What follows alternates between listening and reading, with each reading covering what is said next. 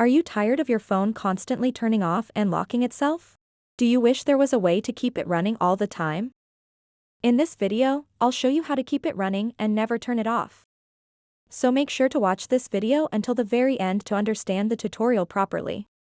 To get started, open up the Settings app on your iPhone, scroll down a bit, and tap Battery. And then, if you have low power mode enabled, disable it. Once you've disabled low power mode, go back to the main settings page, scroll up, and tap Display and Brightness. After that, scroll down to the bottom, and you'll see an option called Auto Lock. So go ahead and tap Auto Lock. So now all you have to do next is select Never. And now your iPhone screen won't lock itself, and you can use it until the battery runs out. Or you can connect your phone to a charger and use it however long you want to.